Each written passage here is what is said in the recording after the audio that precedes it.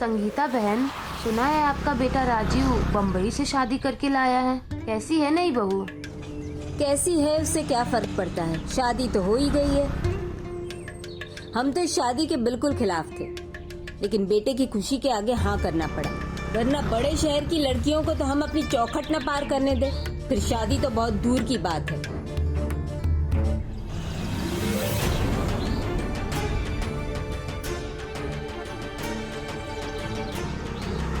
अच्छा तुम चलो, हम शाम को मिलते हैं। हाँ हाँ ठीक है, सत्संग में।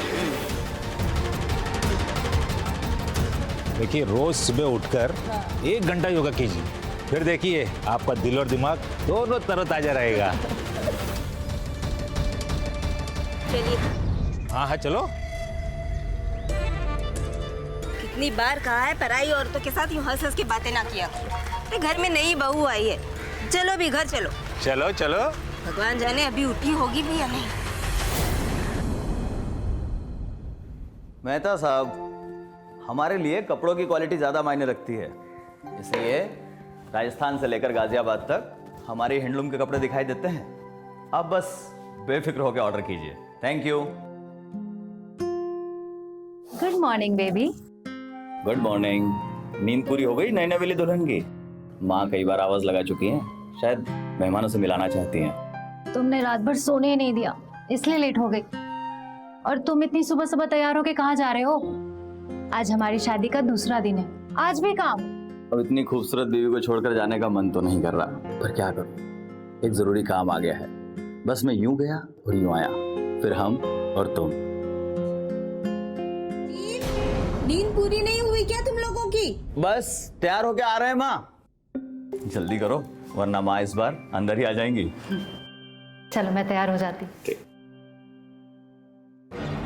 जब लड़के अपने मन से शादी करते हैं तो ऐसा ही होता है। ठीक हम लोगों का जमाना था, सुबह 5 बजे उठकर नहा धोकर तैयार हो जाते थे। और आजकल की लड़कियां पता नहीं क्या लाली लिपस्टिक लगा रही होगी।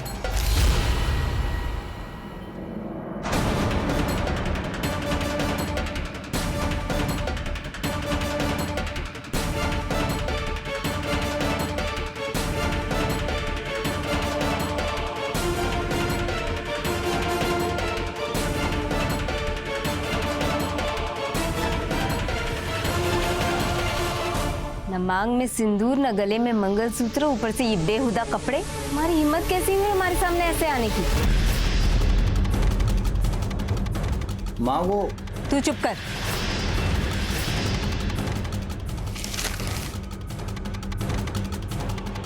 बहू, ये मुंबई नहीं हमारा घर है। लोग तुम्हें इस हालत में देखेंगे तो क्या कहेंगे? अगर यहाँ रहना है तो एक संस्कारी बहू की तरह रहना होगा।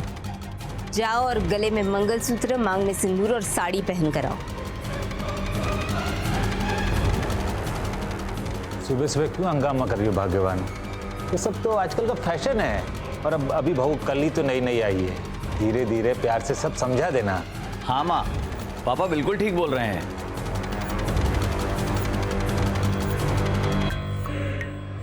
सुखी रहो बेटा। हमारे और बहू के मामले में कोई बीच में दखल नहीं देगा। पर मम्मी जी मैं तो हमारी बात अभी पूरी नहीं हुई है। जाओ और एक बहू की तरह तैयार होकर आओ, मेहमान अभी आने वाले होंगे।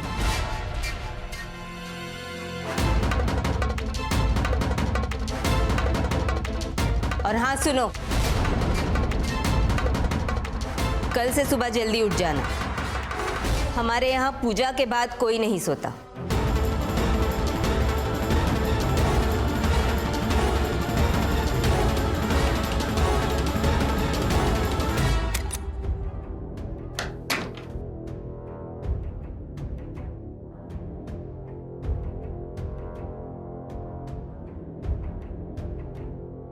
शालिनी, माँ ने जो कुछ भी कहा उसके लिए I am really sorry. Rajiv, तुम्हें तो पता है मैं इंडियन कपड़े नहीं पहनती हूँ, और साड़ी तो मुझे पहननी भी नहीं आती है। कैसे पहनूंगी मैं साड़ी? शालिनी, तुम तो जानती हो कि माँ पुराने ख्यालों की है, और साड़ी पहनने में रखा ही क्या है? बस मोबाइल पे वीडियो देखो, सीख जाओगी। राजीव, बात वो नहीं है, मैं साड़ी में कंफर्टेबल फील नहीं करूंगी। प्लीज तुम मम्मी जी से बात करो, समझाओ उन्हें। माँ को समझाने से अच्छा है कि तुम साड़ी पहन के तैयार हो जाओ। प्लीज बेबी, प्लीज पहन लो। ठीक है, मैं ट्राई करती हूँ। जी मेहता साहब। बस 10 मिनट में मिलते हैं। अच्छा ठीक है, मैं चलता हूँ, शाम को मिलते हैं। Bye baby.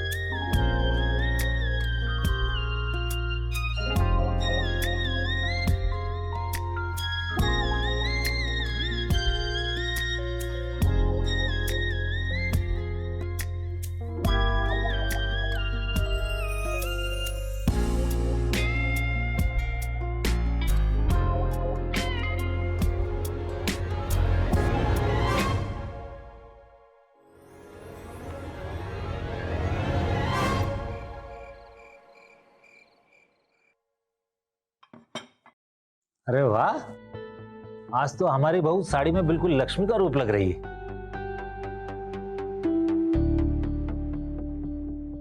इस खुशी के मौके पे बहू के लिए एक तोहफा तो बनता है।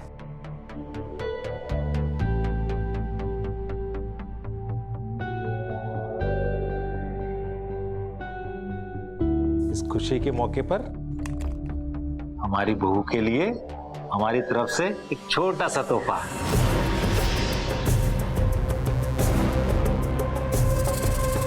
इतना महंगा तोहफा देने की क्या जरूरत है?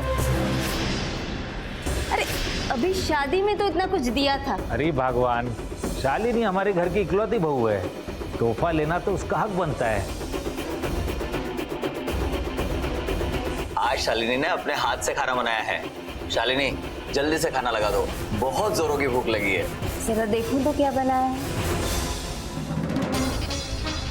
अरे वाह, खुशबू तो बहुत बढ़िया आ रही है। आज तो मजा आ जाएगा बहू के हाथ के खाना खाने का। ये सब क्या है? मम्मी जी, ये हेल्दी खाना है। Soup, salad, oats. ये सब घास फूस खिलाओगी? हमारे घर में हमेशा दाल चावल सब्जी रोटी ही बनती है। पर मम्मी जी, हैवी डिनर करने से हेल्थ पे बुरा असर पड़ता है। बस,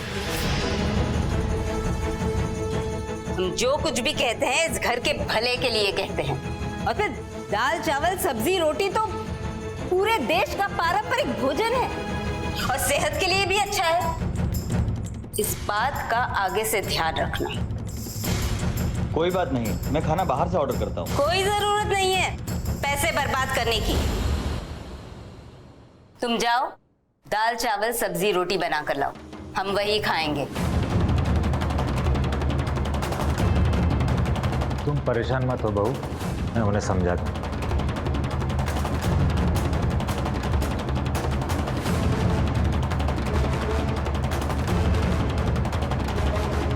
शालिनी,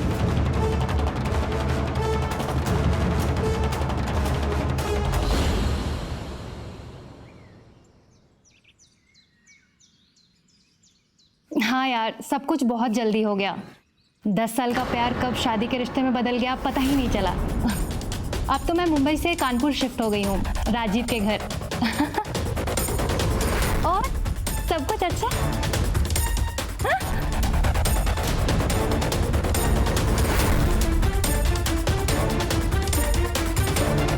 इतना हंस हंस के किससे बात कर रही हो? कौन लड़का है? एक्सक्यूज मी, लंदन से मेरी दोस्त का फोन है, फोन दीजिए मेरा। मुंबई की लड़कियों को हम बहुत अच्छे से जानते हैं, अभी पता लग जाएगा कौन है। हेलो, कौन बोल रहा है? हेलो, शालिनी।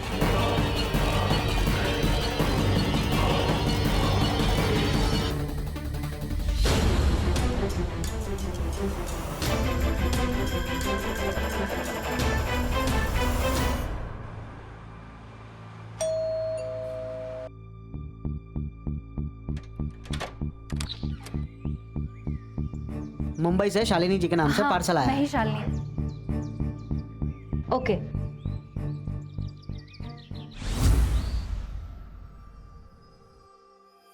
इस घर में किसी को कुछ पड़ी ही नहीं है, कोई चोर चका घुसा है तो। मैं ये आपकी राइटिंग है, बहुत ही फनी है लेकिन।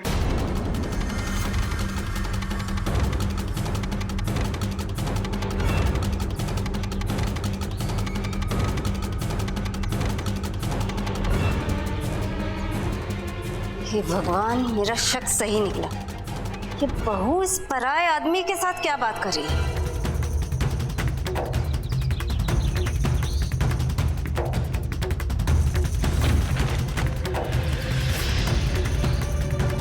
तेरी हिम्मत कैसे हुई इस घर में घुसाने की? कौन है ये?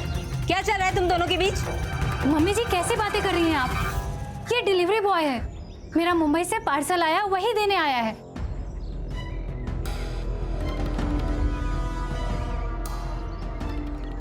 अब तू क्या खाना खा के जाएगा? चल निकल यहाँ से।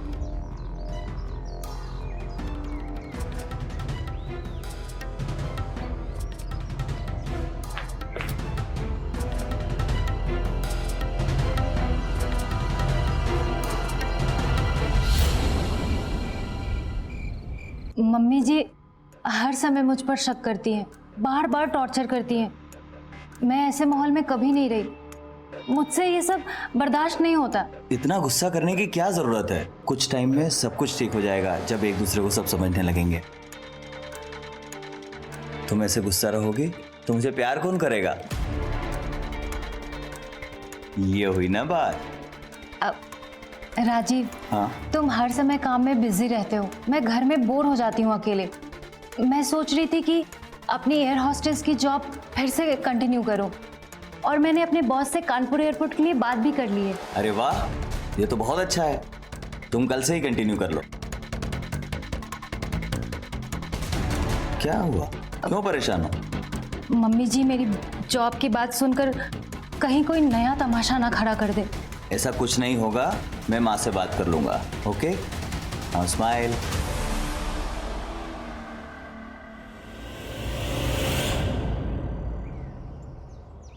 बहन, तुमने एक बात सुनी क्या? वो जो अपने मिश्रा जी थे ना, उनकी बहू किसी और लड़के के साथ भाग गई। वो लड़का उसी के साथ ऑफिस में काम करता था। अब शादी के बाद लड़कियां घर का कामकाज छोड़कर बाहर जाएंगी तो यही सब देखना पड़ेगा ना बहन जी। भगवान, आजकल तो किसी का भरोसा ही नहीं रहा। अच्छा ठीक है, मैं चलती हूँ, हम ना शाम को सत्संग में मिलते हैं।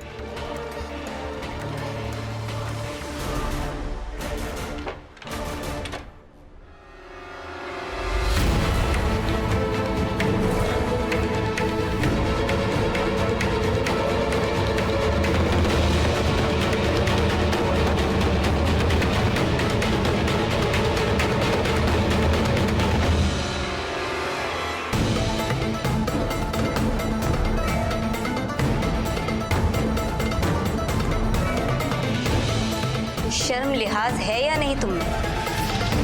मेरे मना करने के बावजूद ये क्या पहना हुआ है तुमने, और कहाँ जा रही हो? मैं एयरपोर्ट जा रही हूँ। अरे वाह, तो बड़ी खुशी की बात है। तुम्हारी वजह से हमें एयरलाइन टिकट में डिस्काउंट भी मिल जाएगा। वो जो अपने मिश्रा जी थे ना, उनकी बहू किसी और लड़के के साथ भाग गई। अब शादी के बाद लड़कियां घर का कामकाज छोड़कर बाहर जाएंगी तो यही सब देखना पड़ेगा ना बहन जी।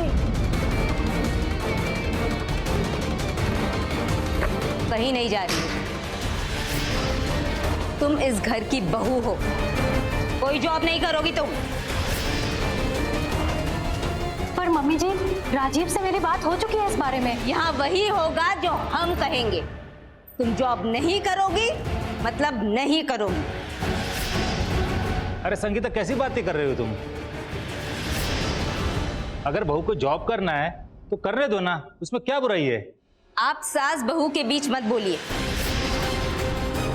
हम फैसला कर चुके हैं।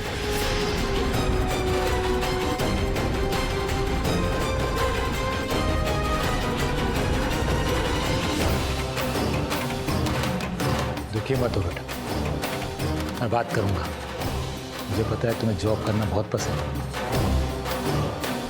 मैं राजीव से बात करूंगा। जब से ये लड़की घर आई है, राजीव के पापा उस पर कुछ ज्यादा ही ध्यान दे रहे हैं।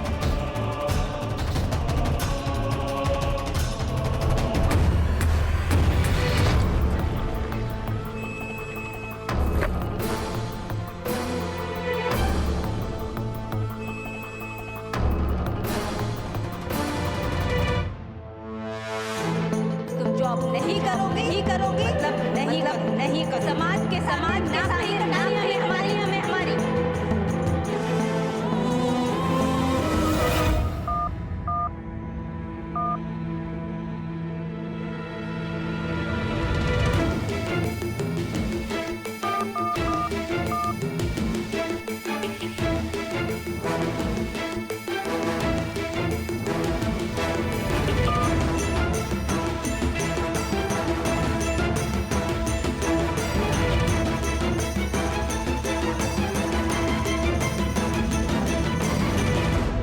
पता नहीं राजीव कितने बिजी हैं। एक फोन तक उठाने का टाइम नहीं है उनके पास।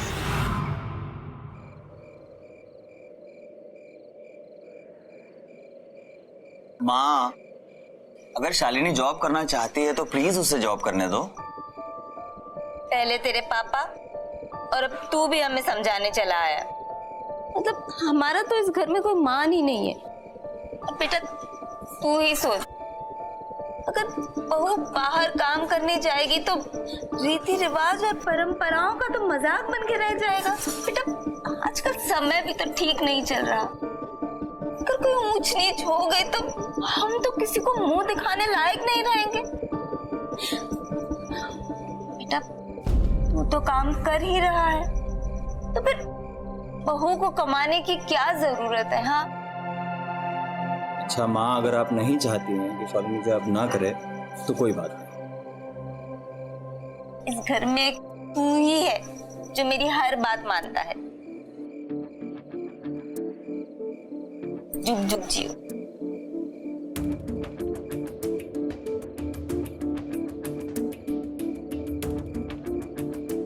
शालिनी,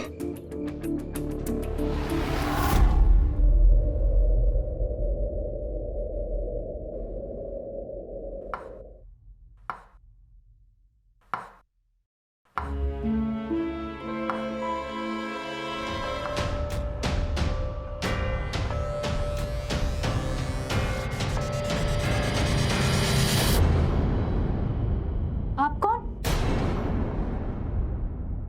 अरे ये हमारा भाई है बल्लू, आज ही गांव से आया है। नमस्ते मामा जी।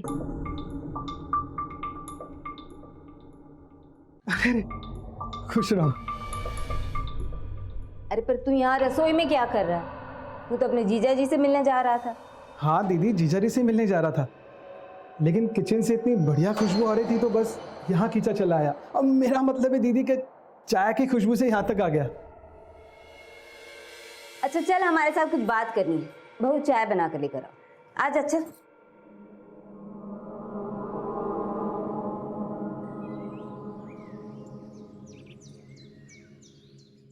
दीदी, वो गांव की जमीन पता नहीं कब बिकेगी। अब तो आप ही हमारी माई बाप हो। अगर जमीन के पैसे कुछ एडवांस में मिल जाते तो मैं अपना कर्जा चुका सकता हूँ। सारी उम्र लोगों से कर्जा और आवारागर्दी के सिवा कुछ नहीं किया तूने। फिर भी सोचूंगी इस बारे में। हाँ हाँ दीदी, कोई जल्दी नहीं है, आप आराम से सोचिएगा। वैसे भी कुछ दिनों तक हम यहीं रुके हैं। चाय।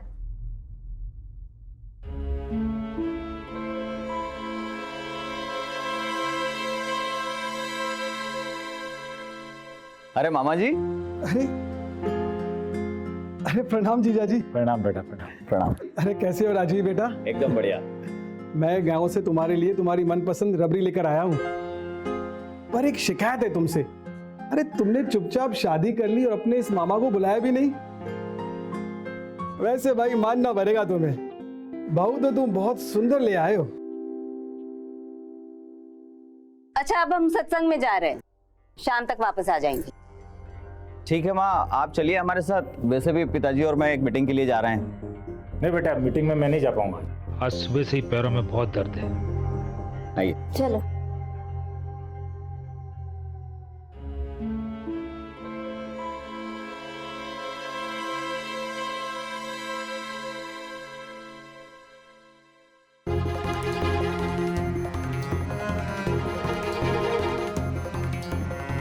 क्या बात है दीदी, बहुत देर से देख रहा हूँ, परेशान लग रही हो। तू अपना मुंह बंद कर। बहुत टेस्टी थी। और वो आलू की टिक्की और आलू वो तो बहुत ही कमाल की थी। आपके पैरों में तो सुबह से बहुत दर्द था, फिर बहू के साथ घूमने कैसे चले गए? अपनी बहू को घुमाने के लिए सारा दर्द गायब हो गया। वो भी बेचारी अकेली अकेली बोर हो रही थी। मैंने सोचा कहीं घुमा के लाऊं। बहुत थकान हो रही बहू, एक कप बढ़िया सी चाय पिला दो। जी।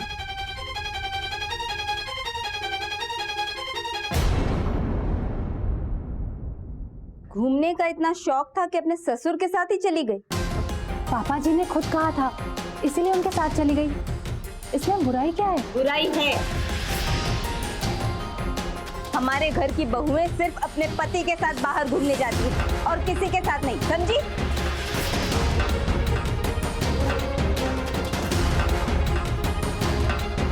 जब से ये लड़की इस घर में आई है कुछ ठीक नहीं चल रहा। इसकी करतूतों पर नजर रखनी होगी।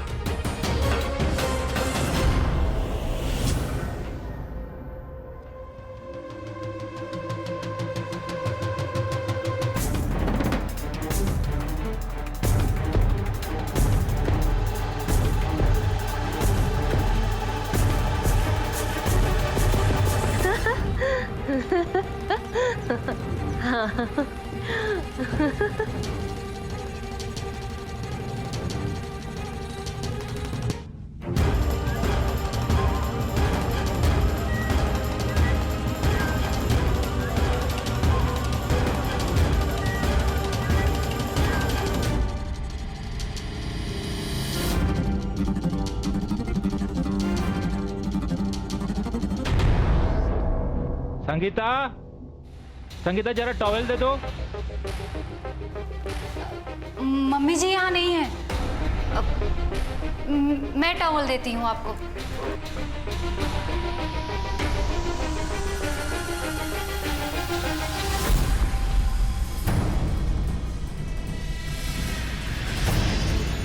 थैंक यू बेटा। बहुत दिनों से देख रही हूँ तुम्हें, जो कुछ भी तुम कर रही हो ना ठीक नहीं कर रही हो। सॉरी, मैं कुछ समझी नहीं। आप किस बारे में बात कर रही हैं? ज्यादा ना समझ बनने का नाटक मत करो। तुम जैसी लड़कियों को बहुत अच्छे से जानती हूँ मैं, लेकिन अगर हमारा घर बर्बाद करने की कोशिश की तो छोड़ूंगी नहीं तुम्हें।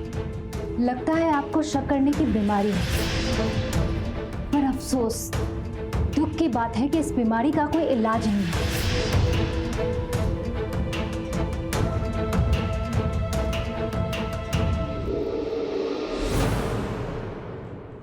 तुमसे पहले भी कह चुकी हूँ, मम्मी जी की शक करने की बीमारी और ताने मारने की आदत अब मैं नहीं सहन करूंगी।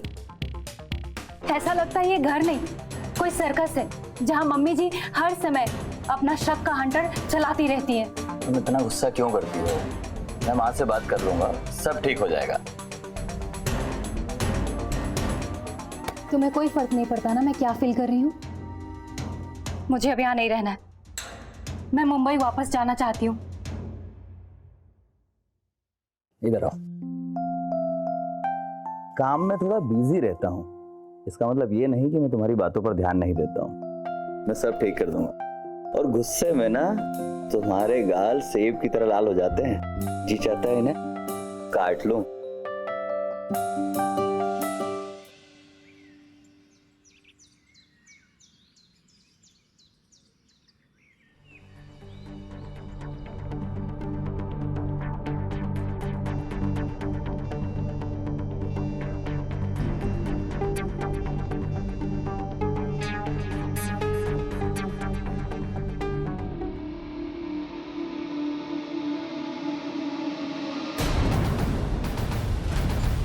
शालिनी के कमरे में क्या कर रहा था?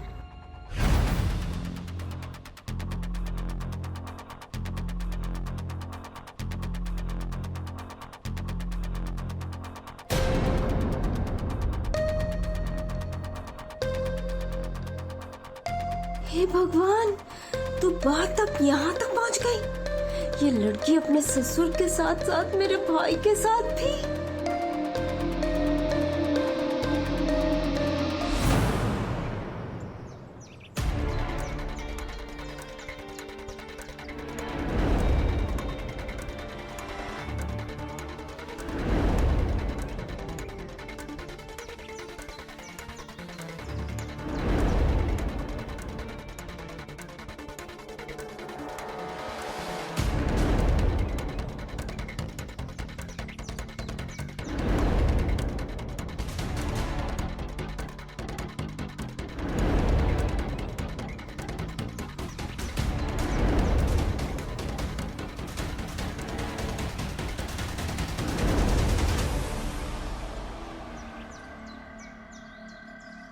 क्या बात है माँ, बहुत परेशान लग रही हैं। राजीव, अच्छा हुआ तू आ गया।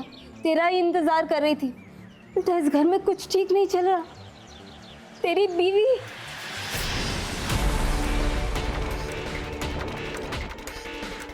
सॉरी, तुम्हारे लिए आइसक्रीम लाना भूल गया। अरे बेटा, मुझे याद था तुम जरूर भूल जाओगे, इसलिए बहू को वही वाली आइसक्रीम मैं खिला के लाया हूँ।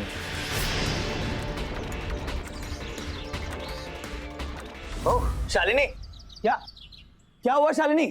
शालिनी, क्या हुआ? सबके सामने अपने ससुर की बाहों में पड़ी है। बहू की तबीयत सही नहीं लग रही, इसे जल्दी डॉक्टर के पास लेके चल।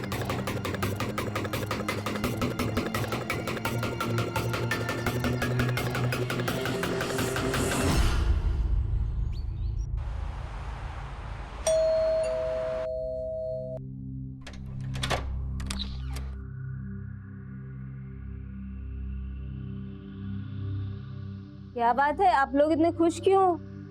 अरे बात ही कुछ ऐसी है भाग्यवान, तुम्हारे लिए खुशखबरी है। तुम दादी बनने वाली हो। हमारी बहू पेट से है।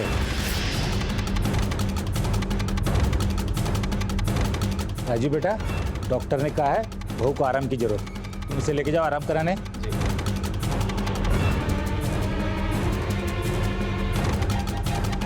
बल्लू, तुम मार्केट जाओ, 20 किलो लड्डू पैक करा के आओ, पूरे मोहल्ले में बांटूंगा। सबको खुशखबरी देता हूं अभी। अरे बधाई हो, हम दादा बनने वाले हैं।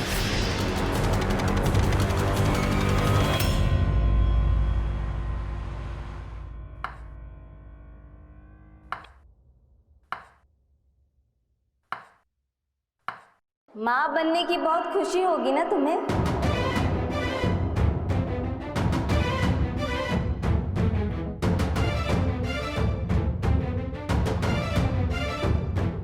तुमने बताया नहीं, तुम्हारे पेट में जो बच्चा पल रहा है वो राजीव का है या उसके बाप का? जबान संभाल के मम्मी जी। आपने इतनी घटिया बात बोलने की सोची भी कैसे? चिल्लाओ मत, चिल्लाने से सच्चाई नहीं बदल जाएगी। और ये जो ससुर बहू में जो खेल चल रहा है ना, वो हम अच्छे से देख रहे हैं। लेकिन एक बात कान खोलकर सुन लो, हम ये सब इस घर में होने नहीं देंगे, समझी?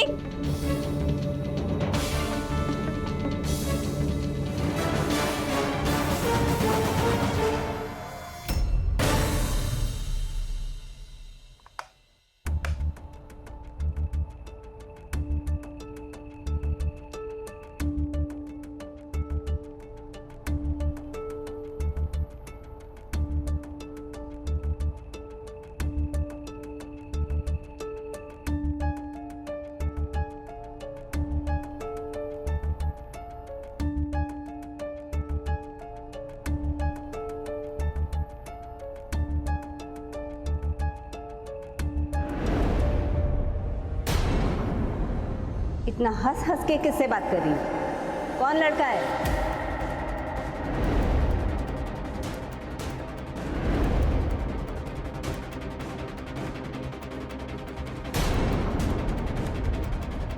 कौन है ये? क्या चल रहा है तुम दोनों के बीच? घूमने का इतना शौक था कि अपने ससुर के साथ ही चली गई। ज्यादा ना समझ बनने का नाटक मत करो। तुम जैसी लड़कियों को बहुत अच्छे से जानती हूँ। तो तुमने बताया नहीं, तुम्हारे पेट में जो बच्चा पल रहा है वो राजीव का है या उसके बाप का? काश तुम समझ पाती मैं इस वक्त किस दर्द से गुजर रही हूँ। मम्मी जी ने मुझ पे इतना घटिया इल्जाम लगाया। इस घर में मेरा दम घुट रहा है।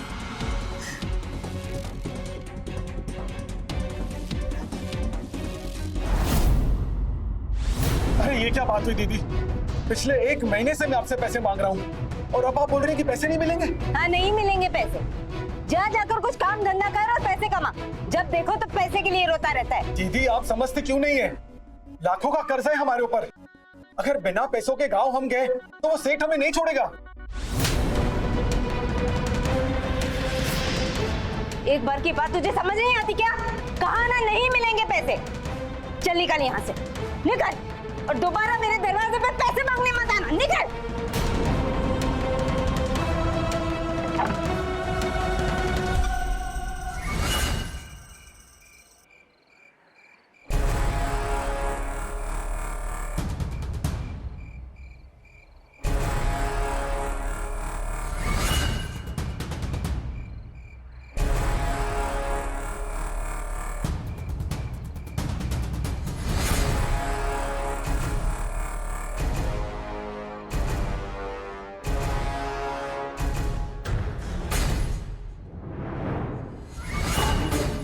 आज तो मैं दीदी से अपना पूरा हिसाब किताब चुकता करके ही रहूंगा।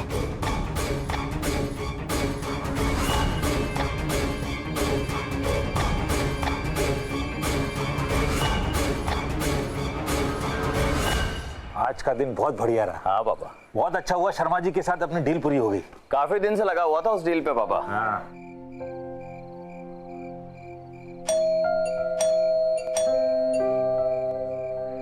बेटा तेरी मम्मी पूजा पाठ में बिजी होगी, एक काम कर, बहू को फोन लगा।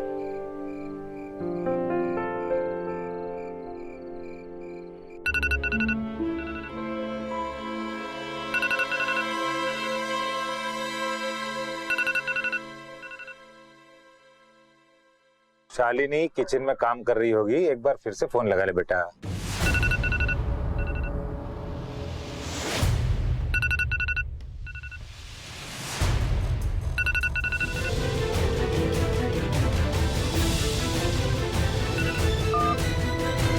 क्या हुआ शालिनी, तुम ठीक तो हो?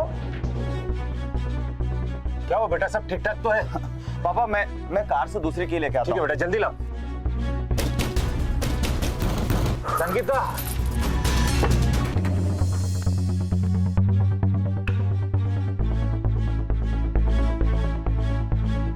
मम्मी! संगीता, माँ! संगीता, मम्मी! संगीता, शालिनी!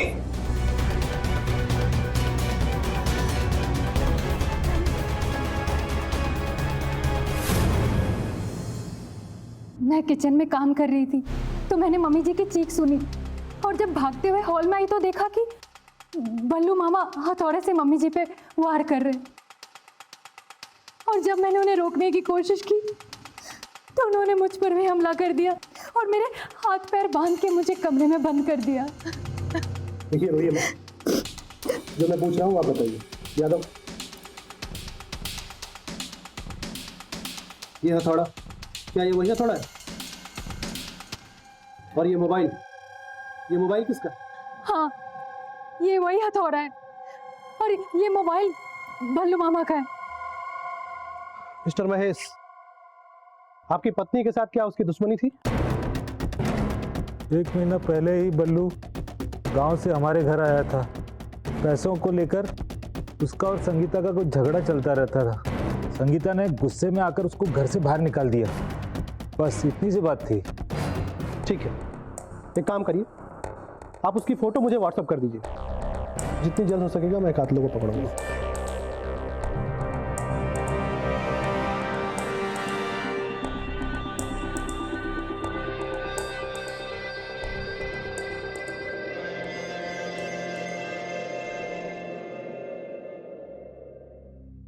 राजीव, मुझे यहाँ नहीं रहना है, मुझे मुंबई वापस जाना है। ठीक है, मैं अगले हफ्ते की टिकट बुक करता हूँ।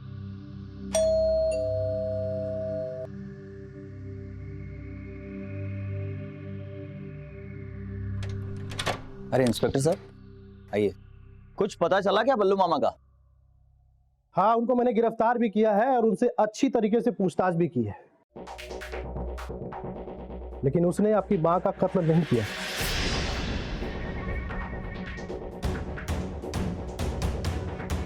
क्योंकि जिस रात बल्लू यहां आया था तब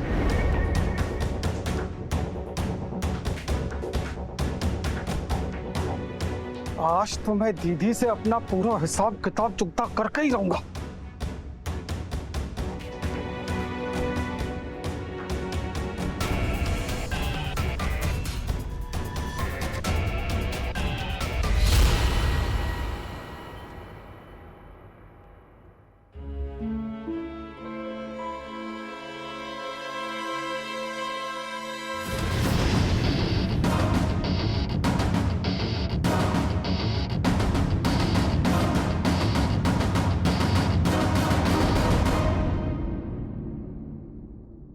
अगर बल्लू मामा ने खून नहीं किया तो फिर किसने किया? आपकी पत्नी शालिनी ने।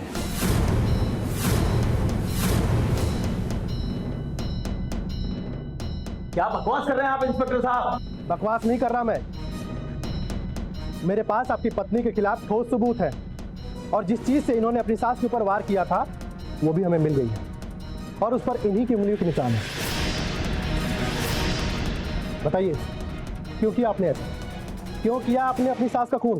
इंस्पेक्टर साहब, आप ये सब क्या कह रहे हैं? आपको जरूर कोई गलतफहमी हुई है। आप हमारी बहू पर इस तरह का इल्जाम नहीं लगा सकते। सही कह रहे हैं इंस्पेक्टर साहब, मैंने ही अपनी सास को मारा है। उन्होंने मेरा जीना हराम कर दिया था। हर समय मुझे ताने मारती थी, 24 घंटे बस मुझ पर शक करती थी। और सिर्फ इतना ही नहीं, उन्होंने मुझ पे इतना घिनौना इल्जाम लगाया कि मैं सहन नहीं कर पाई और उन्हें खत्म कर दिया। इल्जाम? कैसा इल्जाम? जब से मैं प्रेग्नेंट हुई हूँ, वो हर समय मुझे एक ही ताने मारती थी कि मेरे पेट में मेरे पति का नहीं, मेरे ससुर का बच्चा है। एक औरत होके उन्होंने मुझ पे इतना घिनौना इल्जाम लगाया। राजीव के पापा मेरे लिए पिता समान है। क्या अपने पिता समान ससुर के साथ कोई हंस बोल नहीं सकता, कहीं बाहर नहीं जा सकता?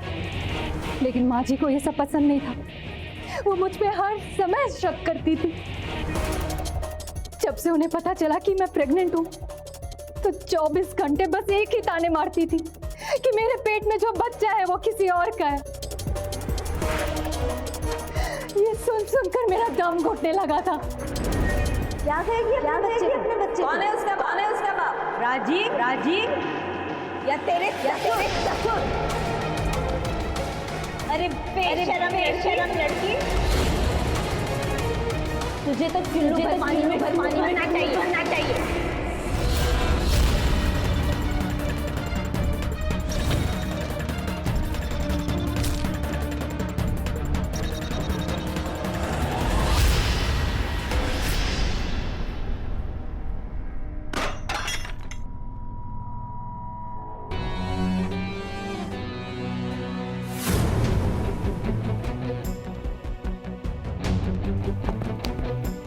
मैंने किसी की आने की आहट सुनी और मैं डर गई और जल्दी से जाके लाइट स्विच ऑफ कर दिया।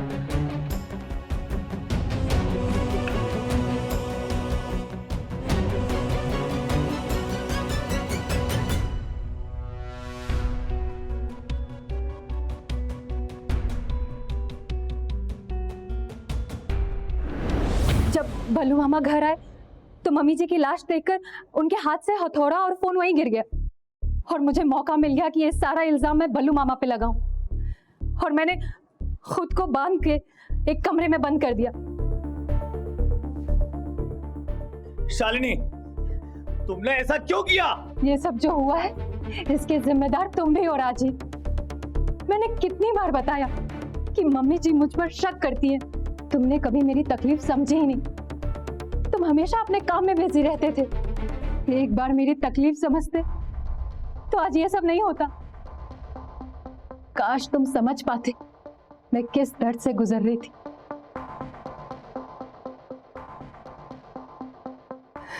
शैला, गिरफ्तार करो इसे।